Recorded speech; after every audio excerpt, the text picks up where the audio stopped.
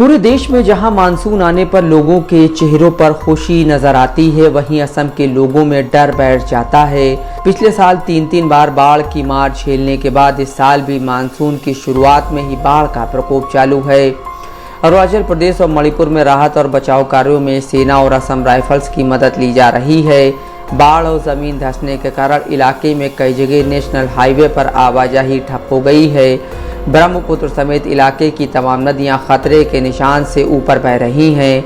अरुणाचल प्रदेश में पुल टूट जाने के कारण कई गांवों का संपर्क देश के बाकी हिस्सों से कट गया है। राज्य में 100 साल से भी पुराने ब्रिजों को लोगों की जीवन रेखा कहा जाता है। पश्चिम बंगाल से सटे सिक्किम में भी बाढ़ और इससे जुड़ी घटनाओं में कम से कम 4 लोगों की मौत हो चुकी है। असम में बाढ़ से 21 जिलों के 1500 से ज़्यादा गांव पानी में डूब गए हैं। करीब 40,000 लोगों को सरकार की ओर से खोले गए 190 राहत शिविरों में रखा गया है। सबसे ज़्यादा 18 मौतें इसी राज्य में हुई हैं। पूर्वोत्तर में 9 लाख से ज़्यादा लोग बाढ़ से प्रभावित हैं। असम के मुख्यमंत्री हिमंत बिस्वा शर्मा ने इस सप्ताह बाढ़ से सबसे ज़्यादा प्रभावित कछार इलाके का दौरा किया। उन्होंने राहत शिविरों में रहने वालों से भी मुलाकात की और उनको सरकार की ओर से हर संभव मदद मुहैया कराने का भरोसा दिया। असम राज्य आपदा प्रबंधन प्राधिकरण के एक अधिकारी DW को बताते हैं, अब तक 15,000 हेक्टेयर से ज़्यादा इलाके में फसलें नष्ट हो चुकी हैं और हज़ारों घरों को नुकसान पहुंचा है। राज्य में तमाम नदियां खतरे के निशान से ऊपर बह रही हैं। लगातार होने वाली बारिश ने स्थिति को और गंभीर बना दिया है।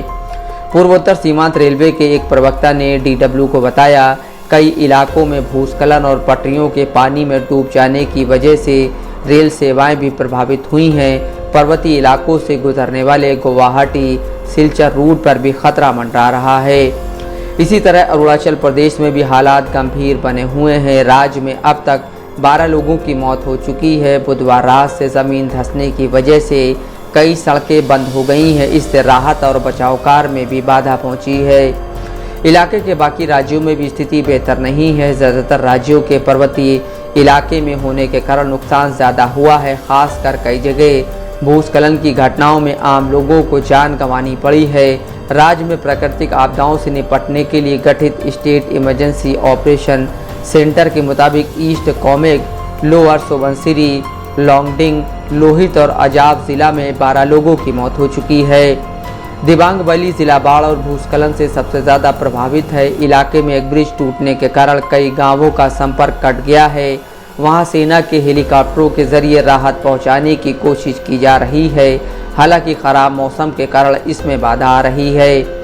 मिजोरम में बाढ़ और भूस्खलन से पानी की पाइप टूट जाने के कारण राज्य के कई इलाकों में पीने के पानी की किल्लत पैदा हो गई है। टैंकों के जरिए लोगों तक पानी पहुंचाया जा रहा है। असम में सरकारी आंकड़ों के मुताबिक साल 2019 से अब तक बाढ़ में करीब 900 लोगों की मौत हो चुकी है। अकेले 2022 में ही 278 लोग मारे गए थे। पर्यावरण विशेषज्ञों का कहना है कि असम में बाढ़ की ऐसी हालत तब है जब मानसून अभी पूरी तरह राज्य में पहुंचा भी नहीं है। ऐसे में आगे पैदा होने वाली परिस्थिति का अनुमान लगाना मुश्किल नहीं है। Bureau report, Dastak live news.